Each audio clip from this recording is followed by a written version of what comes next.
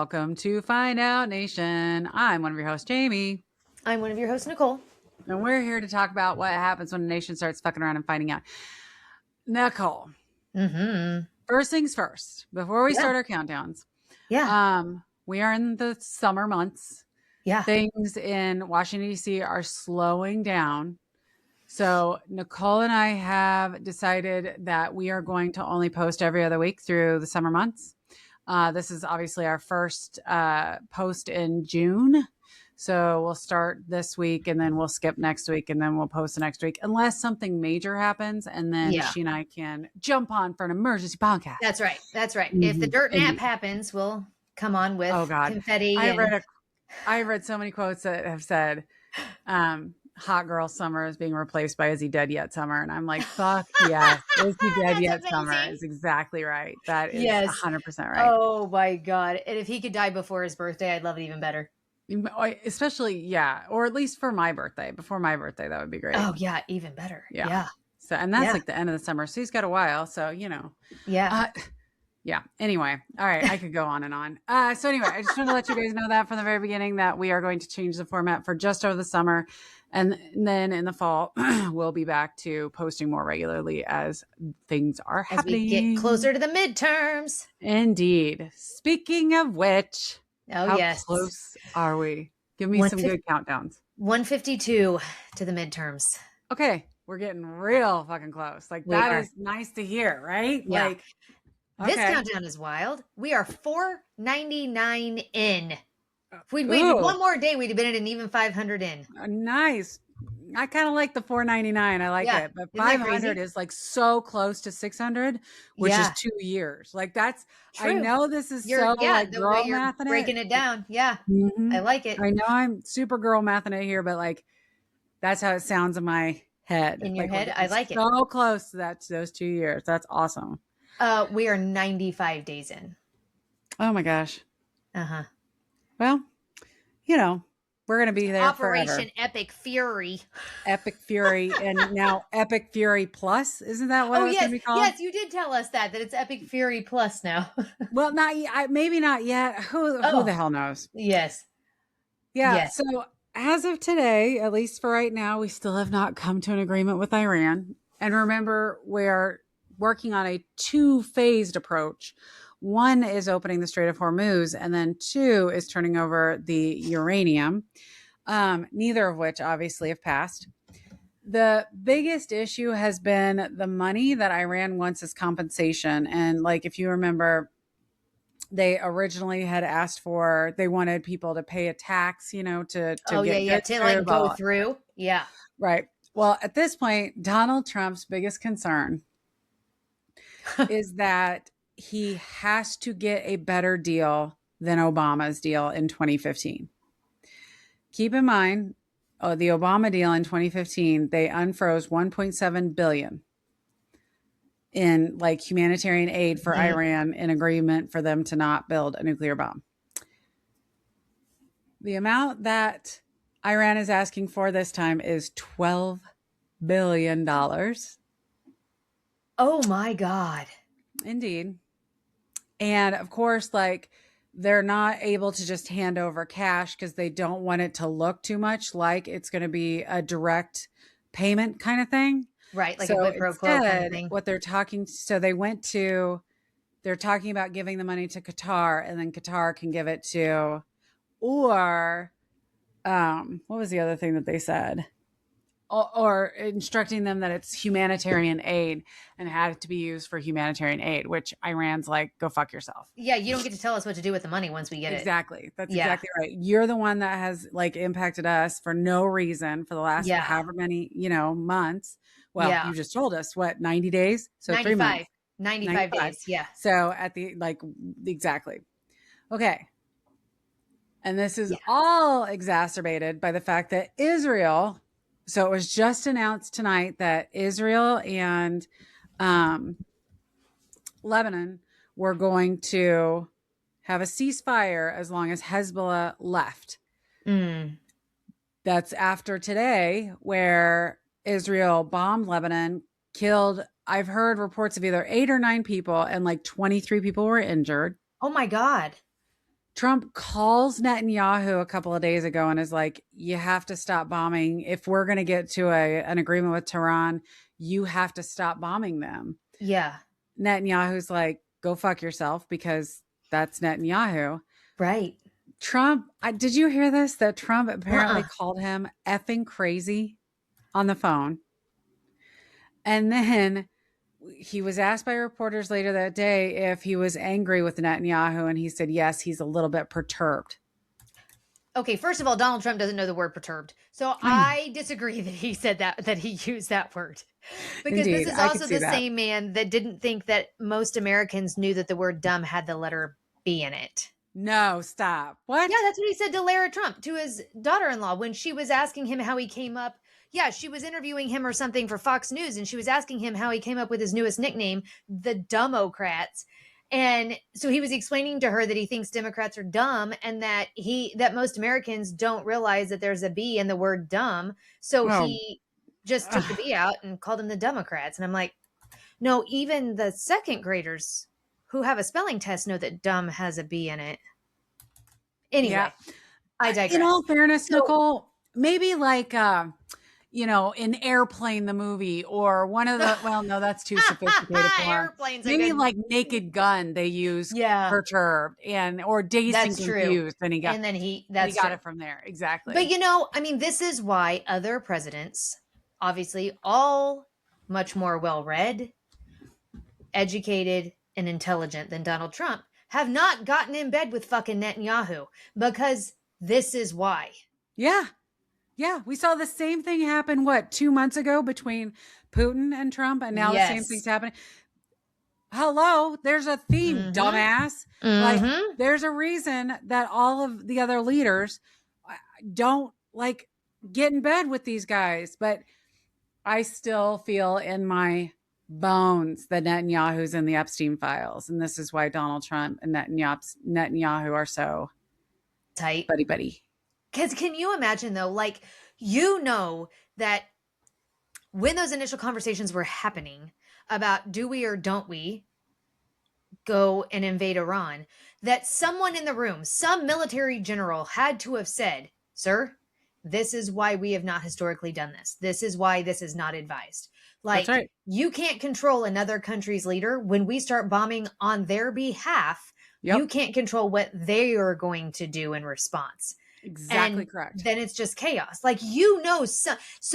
Some fucking military general somewhere at the Pentagon is like, I fucking told him. But of course they can't say anything, right? Like, they can't tell us that they told, you know what I mean? But you fucking know there's at least one that's like, I fucking said this was what was going to happen.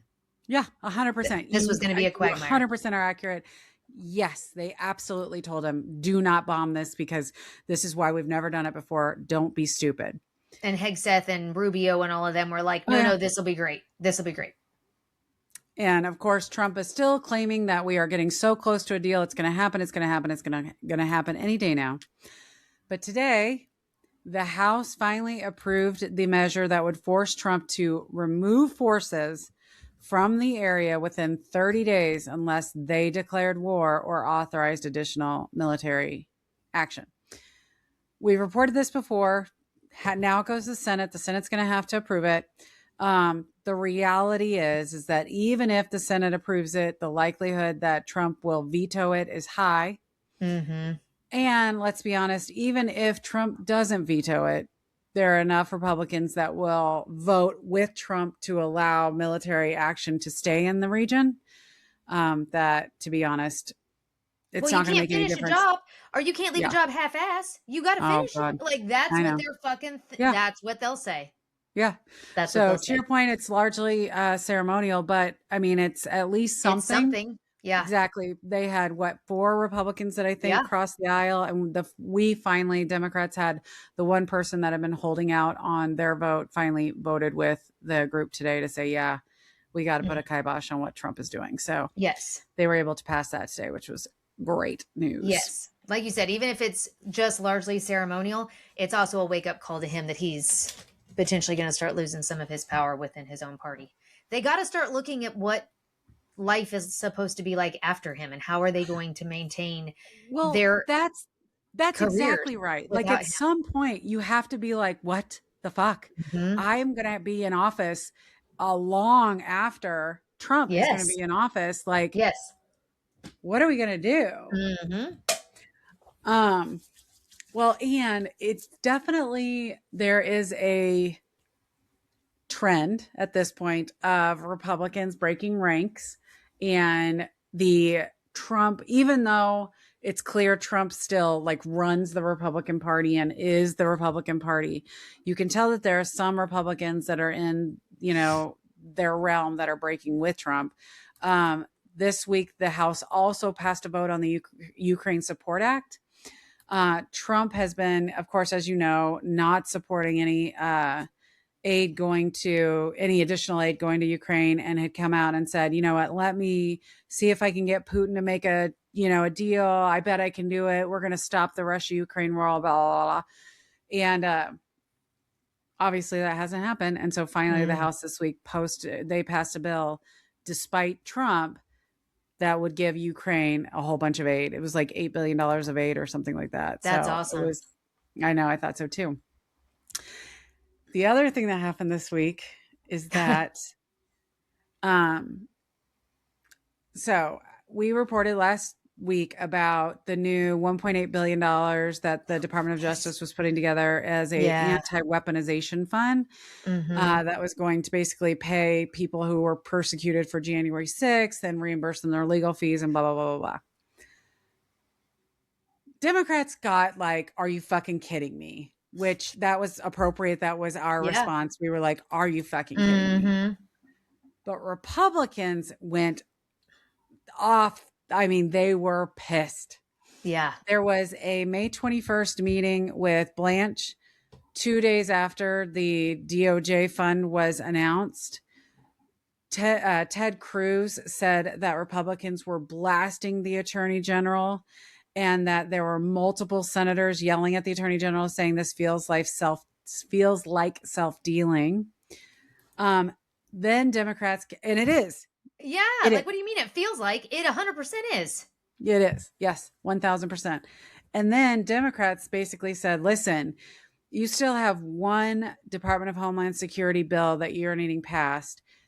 If this slush fund is generated, we absolutely will refuse to vote on it, and you'll have to eliminate the filibuster if you do it. So they promised that they were going to hold up that bill. I love that. I know, I do too. And then of course, like 4 different fucking people sued and said absolutely not. This week, the DOJ finally decided to put it to sleep, put it to rest.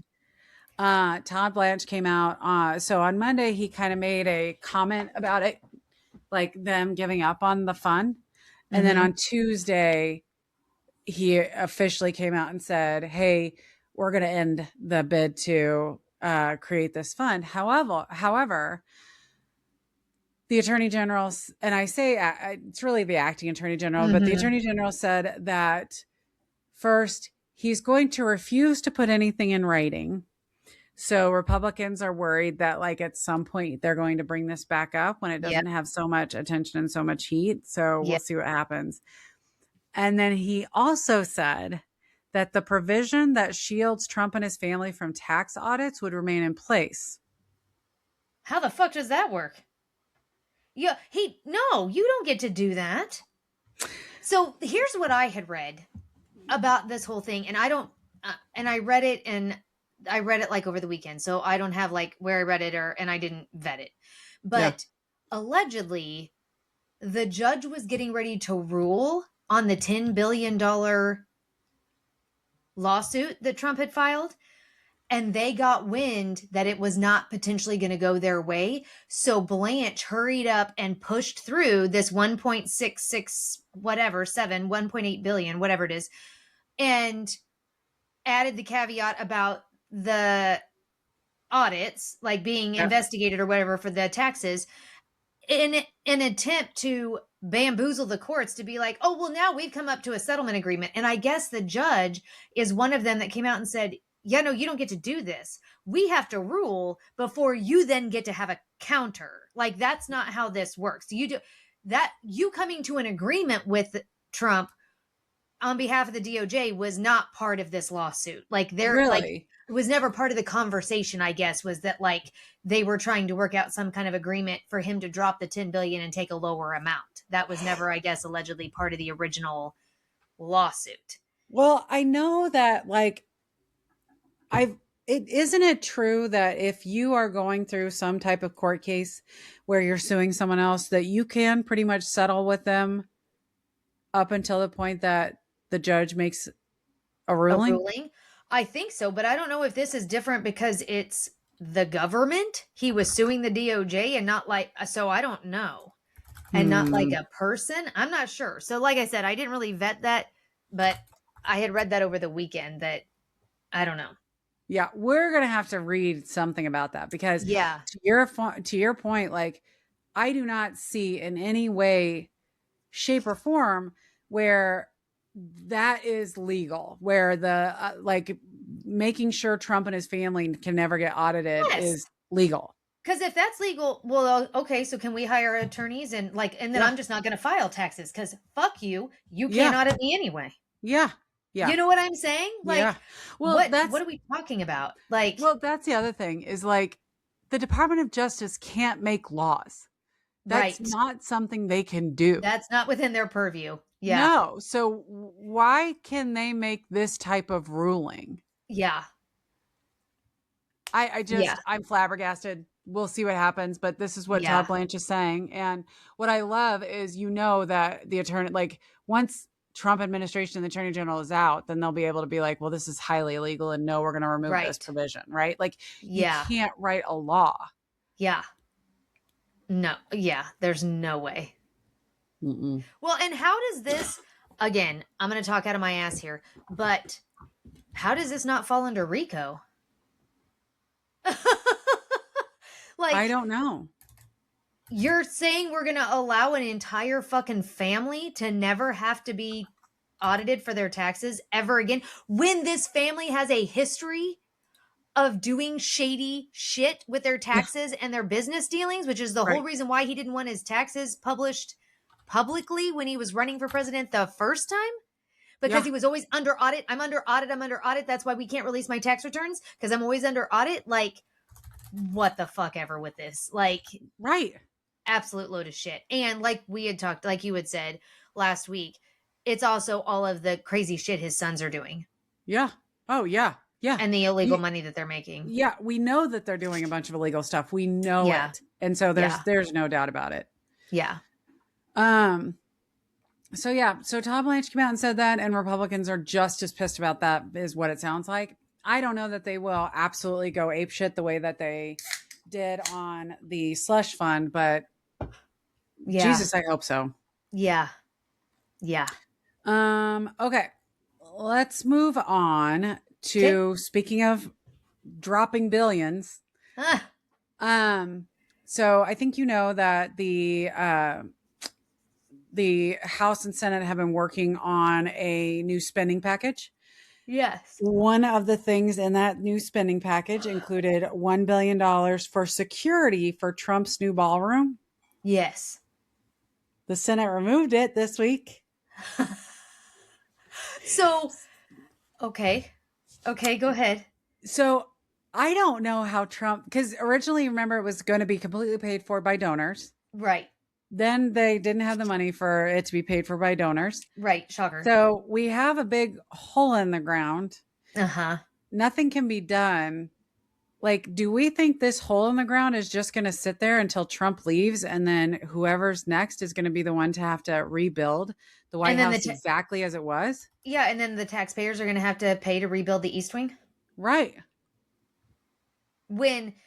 Or can we as taxpayers sue the Trump organization, the Trump family, to make them pay to rebuild the East Wing? Wouldn't that be fucking great? Can we do a class action lawsuit against the Trump administration so that they have to collectively, we'll take some money from Hegseth and some money from Rubio and some money from Blanche and some money from Mark Wayne Mullen. Fuck, let's get that guy going in here too. No shit. Fuck. Let's get Pam Bondi and Kristi Noem to chip in $10,000 each. Fuck them. Yeah. And so, then they can just help repay back, to build all back the shit that they ripped down. Because now that the $1 billion has been taken out, it's not going to be a secure ballroom. So like, that's what he said. Point? Yeah, shut up. That's Did he what he really? said. Oh, I didn't realize. Yep. He literally was like, if you remove this, then the White House just is not going to be as secure. Oh my God. Which this whole thing of like the White House not being a secure location all of a sudden is fucking crazy to me. Yep. I just thought of something that was totally gossipy that I'm looking up, but keep talking about other stuff and I'm going to look it up because maybe it'll just be a little funny that we can talk about in a minute. Well, so the next topic I was going to ask is, in addition to the absolutely insane Trump ballroom, Trump also wants to create a Trump Arc de Triomphe. Oh yeah, Arc de Trump. Yes. And you have Vietnam vets are suing Trump for this, or are they suing the government for this? Well, I don't know if my article says specifically, but so I got this from CBS News. So Sean Burns and John Gunderson served multiple presidents throughout their decades in the military, and they both worked at the State Department. Okay. They are now both retired. I think one is 81 and one is 82 because they're Trump's age, and they both served in Nam.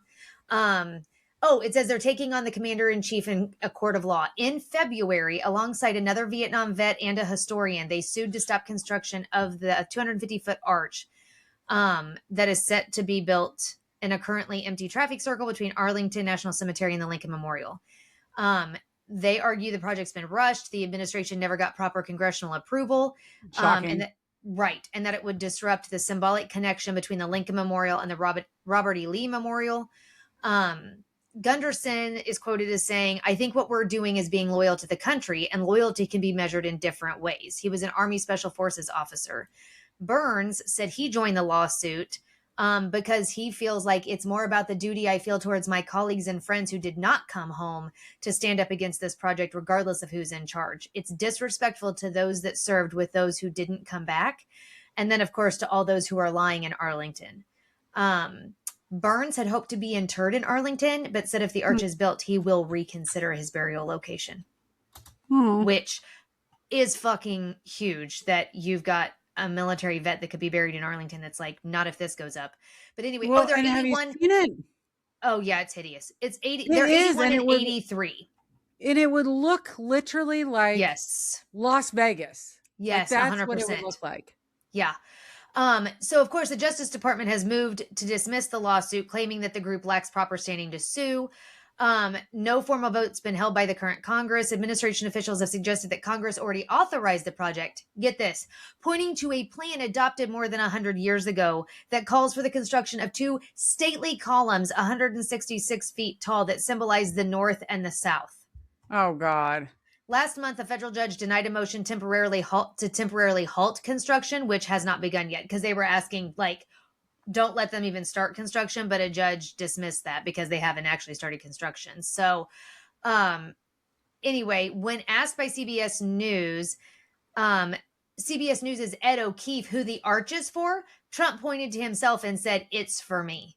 And Gunderson and Burns both had like huge issues with that, obviously, you know, and interestingly enough, both were dispatched to Moscow. Why can't I talk tonight? In their careers, and helped open U.S. embassies in post-Soviet Eastern Bloc countries, and said that the Arc de Trump is completely authoritarian. They said, "We know how authoritarian dictatorships work. There's no rule of law, there's no consent of the governed, and there's monuments for the leaders everywhere."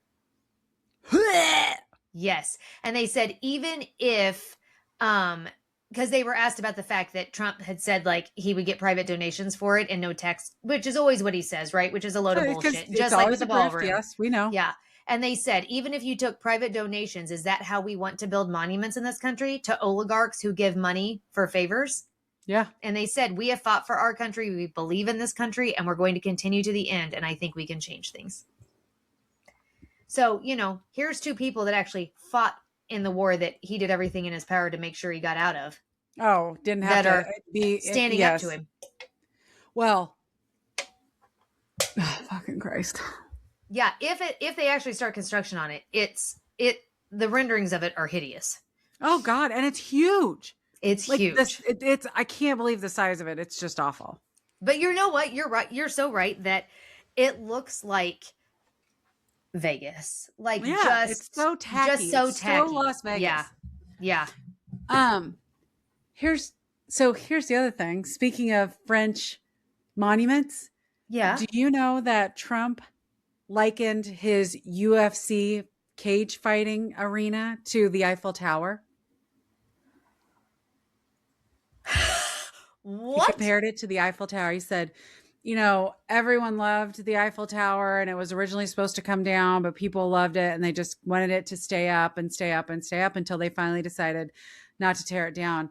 And there are so many people that love my UFC cage that we should leave it up. Okay, first of all, is that true about the Eiffel Tower?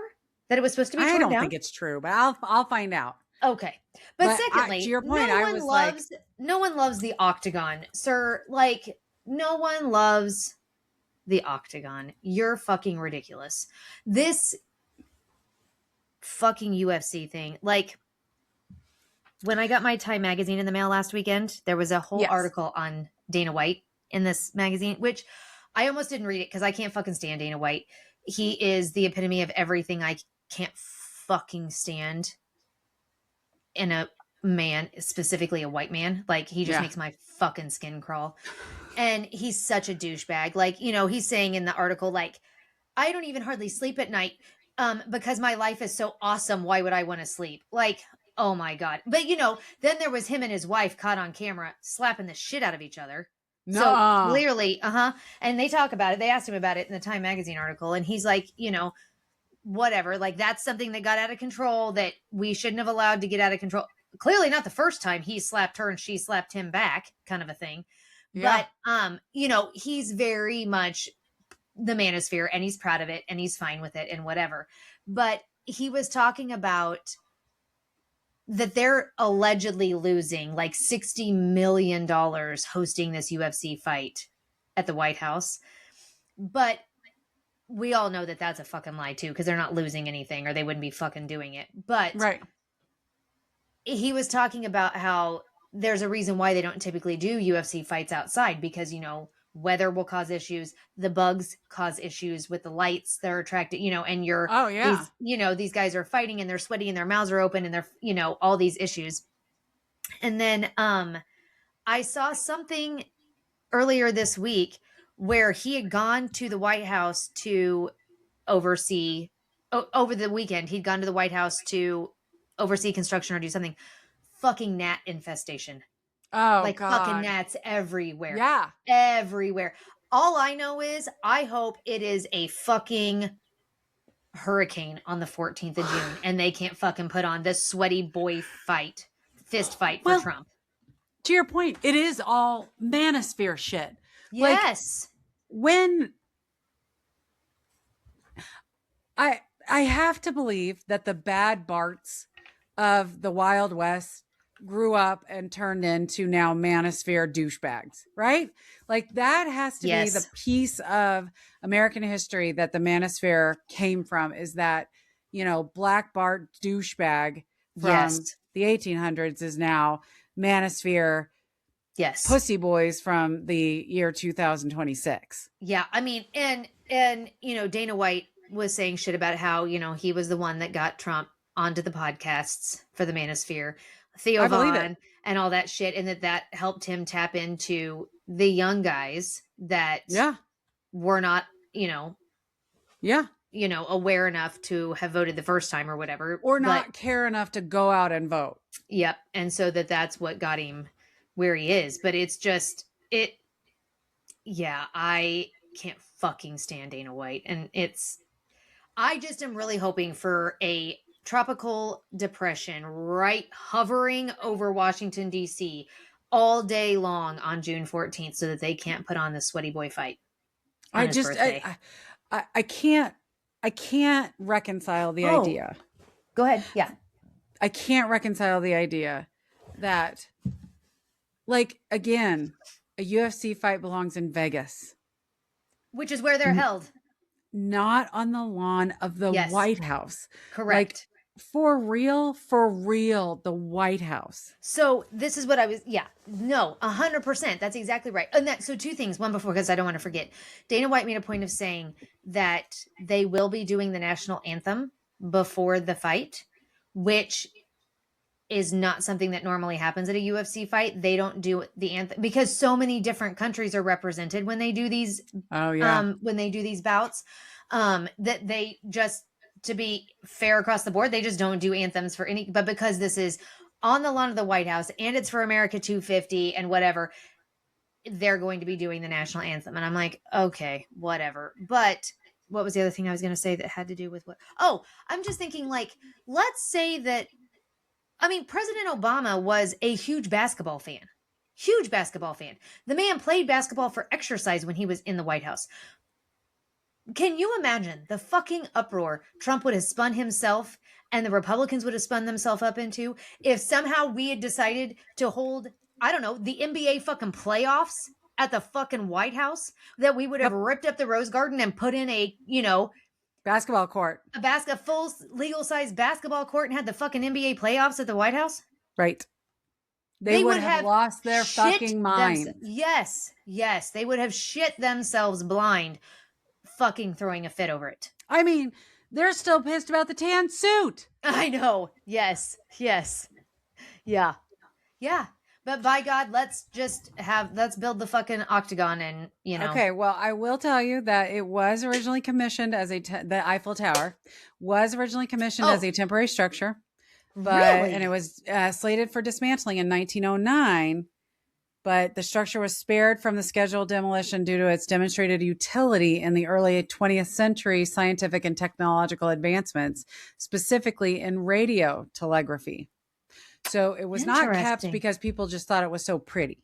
Right. Look at you educating me. I had no idea. I didn't either, but I did help you there with that thing. Maybe someone will learn one thing from our podcast tonight. Yes, I love it. I had no freaking clue.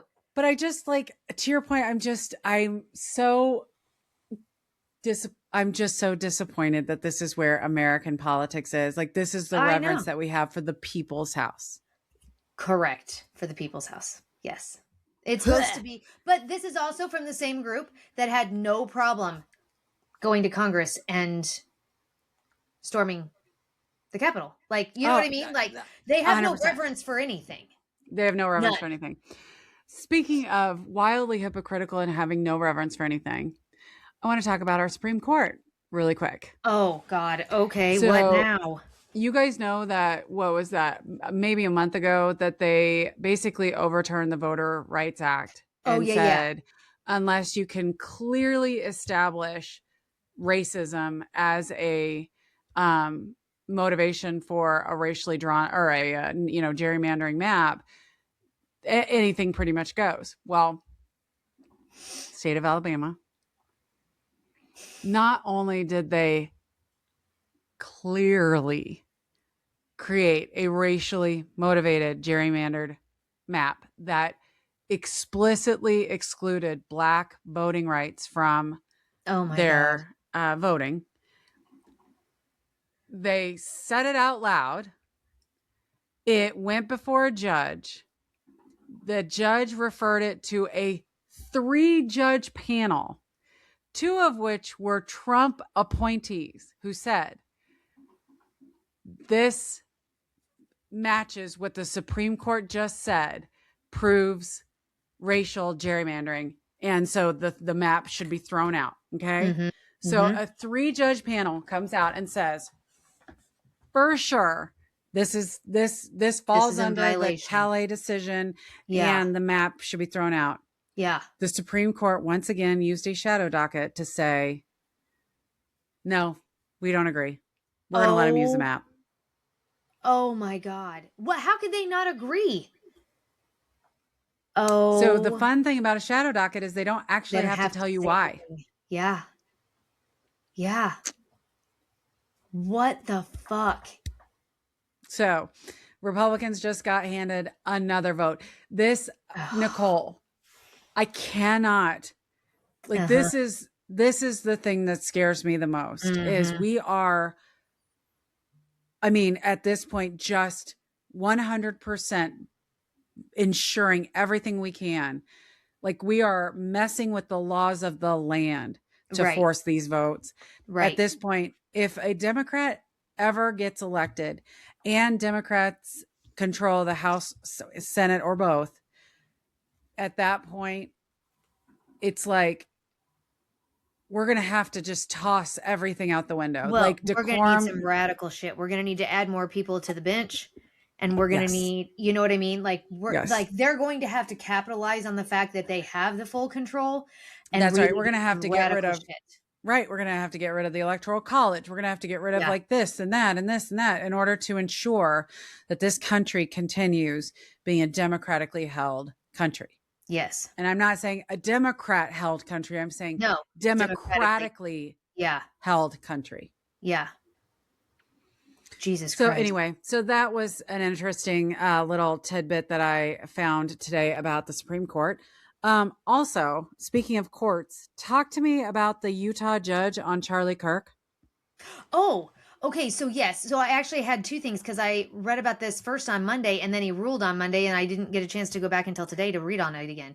So a Utah judge was supposed to decide Monday whether to shut the public and media out of key portions of the hearing for Tyler Robinson, who is the person that's accused of killing Charlie Kirk. So his attorneys wanted the judge to restrict access to the July 6th through 10th preliminary hearing, where the prosecutors will lay out evidence they say links him to the killing. The defense is also asking the court to seal dozens of exhibits, arguing that widespread publicity could poison the jury pool before a trial even begins. Obviously, the prosecutors are opposing that. They want full courtroom, open courtroom. They want cameras in there, the whole 9 yards. So, and interestingly, I didn't realize this. Robinson has not yet entered a plea in the case. What? Yeah, he has not entered a plea yet. So, and the possibility of the death penalty is obviously looming over the case too. So then today, I got a chance to go back and see what he ruled. And so I got from the New York Times that he rejected the defense's request to restrict the public from the hearing. So, they will be allowed. So the hearing is expected to unfold like a mini trial. The prosecution will present evidence against Robinson to show a judge there is probable cause to go to trial. On Monday, the judge said that Robinson's lawyers failed to demonstrate that their concerns about negative publicity outweighed the public's right to an open judicial process.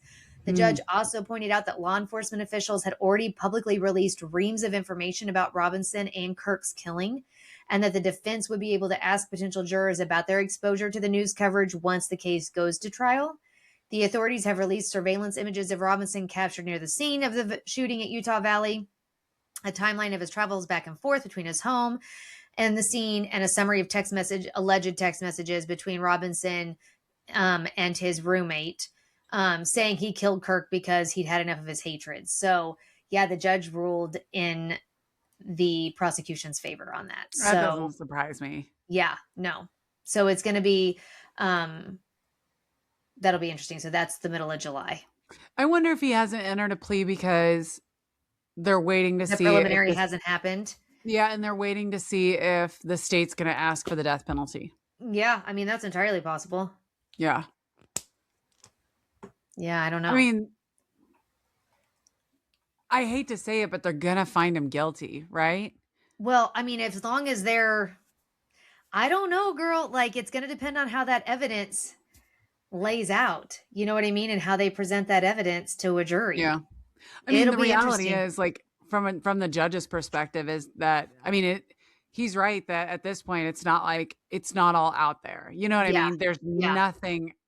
Can you find one? I mean, I'm sure even the Amish community knows that Charlie Kirk was murdered and they don't even have fucking TVs. To your point, I will be shocked if we learn something new from the hearing. The only thing that this makes me believe is that, anyway, we'll see. I mean, it won't go to a jury trial. What? It won't go to a jury trial. He'll get a plea deal. He'll take a plea deal to probably get he'll plead guilty, get life in prison so that he doesn't face the death penalty, and he'll waive his right to a jury trial. That's what I think as well. That's exactly what I think as well.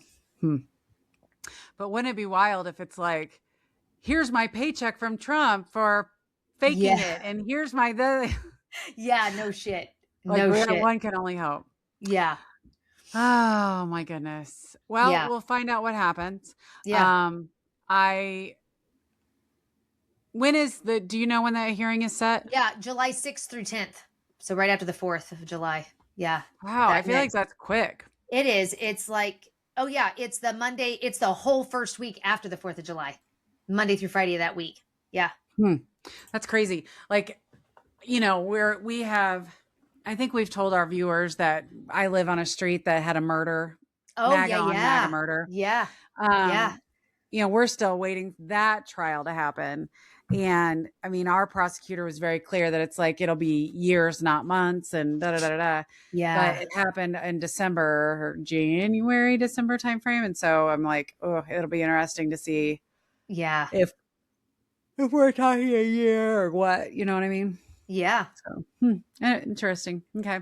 Well, I guess we'll find out. And that'll be like in just a month from now. So that'll be coming up pretty quick. Yeah. Okay, cool. All right. I also wanted to talk really briefly about, so have you heard that Pete Hegseth is starting to butt his nose in on the promotions of different servicemen? Have you heard this story? No. Okay.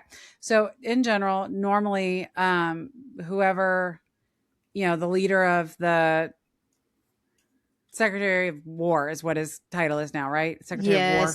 Yes. Okay. Secretary of Defense. Yes. Generally, the Secretary of Defense is the one that gets sent all of the promotions for like generals moving up to 1-star admirals, and they usually just get a list and they either say yes or no, right? Mm-hmm. And that's like how it's been done for years and years and years. Pete Hegseth, oh God, instead has decided to get the lists and then remove names off the lists. Based on what criteria? And so wait, like this is a list of people that were like eligible for promotion, and he's like cherry picking people off of it? Officers have said, okay, this group of, as an example, so in the latest list of naval officers that they were submitting for advancements from a general to 1-star admiral, there were 22 names on the list. He struck every woman and all but 2 black men. Oh my God. Based on what? He doesn't have to say because he's Pete Hegseth. Yep. But please tell me again that they're not misogynists and that they're not racist. He did the same thing to a Army promotions list just a month ago. And let's bear in mind, Pete Hegseth never even made it to general in our military. No. Like, these people work their fucking entire lives for that kind of rank. You know what I mean? Oh, yeah. And when asked about it, Pete Hegseth is like, we are the anti-DEI. We're making sure everyone makes it on merit. And a spokesman for the Navy who didn't want to be named was like, Pete Hegseth didn't know who any of these people were. Well, right. And what do you mean based on merit? Clearly they met the merit or they wouldn't have been on the fucking list to begin with. You struck their, and not being part of DEI doesn't, this is why DEI matters, right? Because he struck every woman from the list. That's correct. And all but 2 black people. This is why you need DEI initiatives, because angry white men who couldn't make a career out of the military and had to go be pundits on Fox fucking News get jealous and insane with rage and get drunk and start striking your name from the promotion list. Correct. Yes, correct. Okay, and then the last item that I have on my list before we talk about our close to home conversation. So Bill Pulte is being considered for the National Intelligence Director role. Which, yes, I didn't, even Mitch McConnell thinks this guy is unfit. Do you know how mad I am when I agree with fucking Mitch McConnell? Mitch McConnell? No shit. No shit. I didn't know anything about him, though. Did you know stuff about him? No. So to your point, you called it out, like the Bill Pulte conversation. And I was like, oh shit, I read something about that. So Mitch McConnell says very few Senate confirmable positions come with statutory eligibility requirements. There are good reasons why the Director of National Intelligence is not one to. Though he did not name Pulte in a statement, McConnell made clear that he would not vote for him to serve as DNI in a permanent capacity. Anyone performing this role of such immense public trust must have the extensive national security experience required by statute, and no nominee who falls short of this requirement will earn my vote. So, well, but here's the crazy thing, right? Like Trump can just leave him as acting, just like he's done with Todd Blanche. Well, I think you only get 200 and some odd days though as acting, and then they have to, either the Senate has to confirm them or they have to remove them, I think. So tell me what you found out about him. He's crazy. Like, I found an article from a year ago on the AP where he accused his grandfather's widow of insider trading. Like, it says that the article starts, before Bill Pulte started targeting Trump's political enemies, he practiced on his own family. That's how the article fucking starts. And it says he was allegedly the driving force behind a website trashing an aunt as a fake Christian. And he publicly blasted another relative as a fat slob, weirdo, and grifter, according to court records from a bitter legal feud pursued by Pulte that ensnared Pulte Group, the multi-billion-dollar home building giant his grandfather founded. So sounds super legit. Right. Like I just like, it is crazy. Because so here's what I didn't realize was that as the Federal Housing Finance Agency, the director of it, that's what he's used to come after like Adam Schiff and Lisa Cook and Biden and all that shit for, but this shit is crazy. Like, he had a dispute with the Veterans Charity, which was one of several incidents related to his Twitter philanthropy. So in 2019, he offered to help a Marine vet seeking help to purchase an expensive service dog for his special needs son. When Pulte didn't follow through, shocker, the veteran was upset and made public his correspondence with Pulte. Pulte accused the veteran on Twitter of exposing his personal information and suggested he was part of a group of scammers targeting him. He took legal action against the veteran, demanding that the veteran delete his post and cease publishing defamatory statements. That same year, he gave $3,000 to a Twitter user whose account soon began making sexually explicit posts, including at least one that spoke approvingly of incest. Pulte also fell for a scam that was orchestrated by a former business associate of Kanye West. Shocker. I'm so surprised. Pulte ended up wiring the former associate $250,000 that was premised in part on the associate falsely promising that Kanye West would provide financial and public support for Pulte's online philanthropy. Oh my goodness. Like, just this sounds like exactly the person. Yes, and like, that we want. And like all this insider shit with his grandfather's business and him like taking over the business, and then like the family suing him and him suing his family, and like all the, like, Jesus Christ, like, it's fucking insane. It's insane. You know, hey, that seems totally for realsies. And that's why Trump loves him, I'm sure. Oh, of course. Like I said, I already agreed with Mitch McConnell once this year, and now that it's twice, I'm absolutely going to lose my fucking mind. So, yeah, I can't believe it. And I don't know, like, surely to God, I don't know if they just leave him in as acting. So yeah, this says here that acting officials may serve for 210 days from the start of the vacancy. So Gabbard believes that she resigns on June 30th. So that timeline would mean he'd be able to serve until January 26th of 27. So yeah, John Cornyn of Texas, who sits on the Senate Select Intelligence Committee, told reporters, "I don't see any evidence of his qualifications for that job, but I'm willing to listen." No. And I was listening to Nicole Wallace tonight on MSN, and she had Ben Rhodes on, and he said they were having a whole conversation about how, the Democrats need to stone up, and so did the Republicans, and start standing up to Trump and all this shit. But he said that in regards to this Pulte bullshit, they just need to come out and say, go ahead and put him in as acting if you want to. we won't approve any funding for the intelligence community. Well, in there the you budgets. Go. Yeah. And so do what you want. If you want him to be your acting, that's fine. We're telling you right now, he's not qualified. And we as Congress will not give any funding to the intelligence community going forward. And call their bluff. Because it's just like this shit with the fucking $1.8 billion. They've got to start doing this kind of shit and call their fucking bluff. That's exactly right. That's exactly right. Because this guy, and he's going to serve in both positions. He's going to be the acting. He's not going to vacate his position where he's at now over the housing stuff. And he's also going to do that and be the acting intelligence director. Well, I mean, at the end of the day, when you're not really like giving any money to anybody to help with housing anyway, what the fuck does it matter? That's true. That's true. And when you don't know what you're doing in either place, I'm sure it's fine. That's right. Totally fine. Yeah. Okay. The last topic that I have on my list is Missouri sticking it to Dolly Parton. It makes me so sad because we both love Dolly Parton so much and we both love to read so much. I mean, I remember when you and I found out about this whole project in the first place, we were like, oh my God, this is the coolest thing ever, blah, blah, blah, blah, blah. Yes. Yes. Okay. So what happened?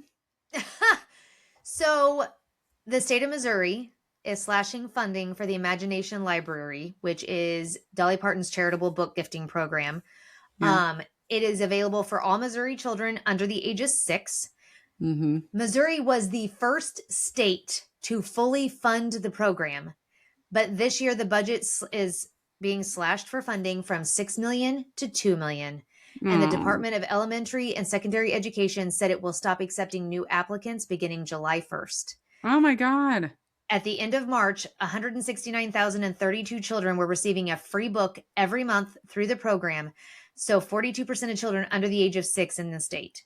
The program arrived with much fanfare in Missouri. Governor Parson joined Parton herself on stage in 2024 to laud its success. Because again, we were the first state to fully fund it. They will continue sending books to currently enrolled children as long as funding remains available. Rep. Aaron Crossley, a Democrat from Independence, said that budget discussions this year focused on significant cuts to vulnerable groups. Advocates for people with developmental disabilities and domestic violence survivors had to mobilize to stop potentially devastating cuts to their programs. And amid the chaos, the cuts to Imagination Library were quieter than they might have been in a normal year. It said, this person said any other year, this would have been kind of a political volleyball that was tossed around and put in the news. But because there were just so many other cuts being proposed, this one got lost. So, and it also says Missouri is heading toward a budget crisis. So, the state's been spending more than it takes in and has been buoyed by COVID-era federal funding since 2023, which has almost run dry. Well, so shocker. Yeah. I mean, but we have plenty of money for a $1 billion ballroom and reflecting pool and a Trump arch and all the things. So, we're fine. Yep. We're fine. Yeah. And we're going to push those programs, we're going to take federal funding away and start pushing programs to states because they can manage them so much better. Exactly. Another one of our state reps, Patty Mansour, she's a Kansas City Democrat, came out and said that she took particular note of the Missouri Scholars Program, which can be used to support private school tuition, which received a $10 million increase in the state's budget this year. So she said, why was a program, the Missouri Empowerment Scholarship Fund, which was originally designed to provide a charitable tax credit to those who would donate to create scholarship dollars for private schools. And now we have a dedicated $60 million of general revenue. Well, and it makes me sad because I donate my time with Lead to Read. So during the school year, I go every Tuesday and I read with a second grader at an underserved school in our city. And I fucking love it. And they have little book libraries all over the Kansas City area where you can go and just drop off a book and the kids can come and pick up a book. So it's going to fall now to those kinds of nonprofits to try to fill the gap. But the problem, of course, right, is that those kids have to have a family that has the means to get to where the little library is in their community. Where with the Dolly Parton's program, they get mailed to their home.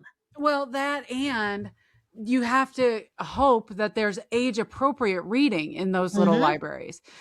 Our little library in our neighborhood is by the high school. So it's almost always stocked with high school books. And so if you're a kid, you're not getting those books. Right.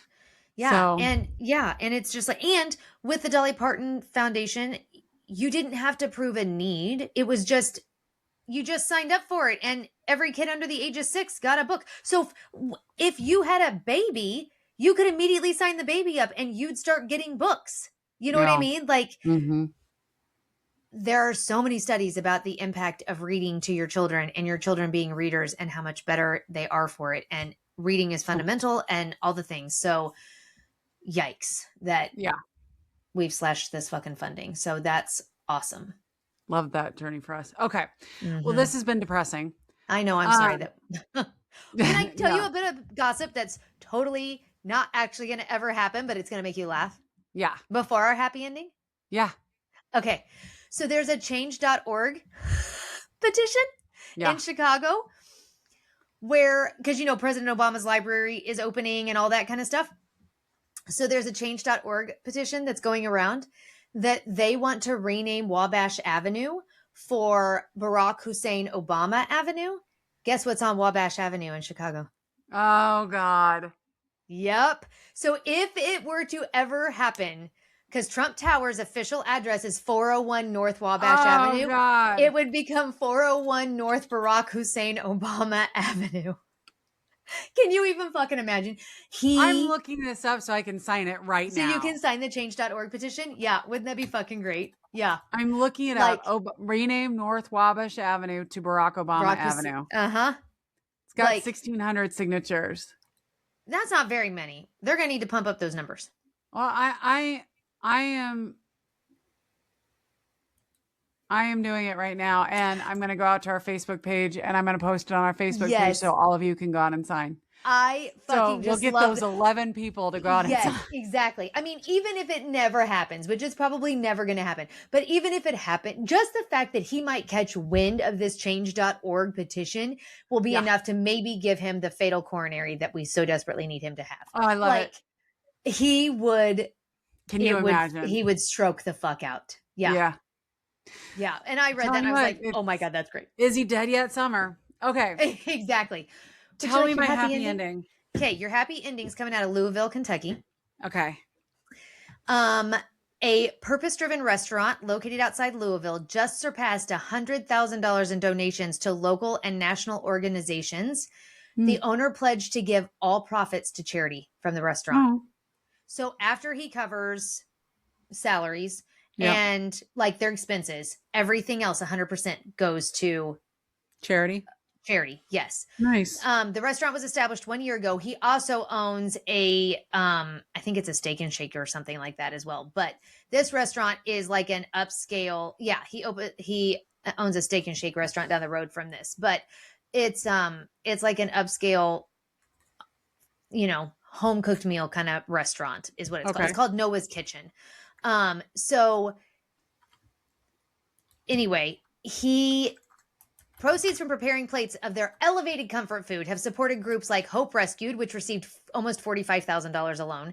Camberwell Grief Sanctuary got over $12,000. The Prisoners Hope got $9,300, and Sunrise Children's Services got over $8,000. And then several numerous nonprofits each got between $1,000 and $4,000.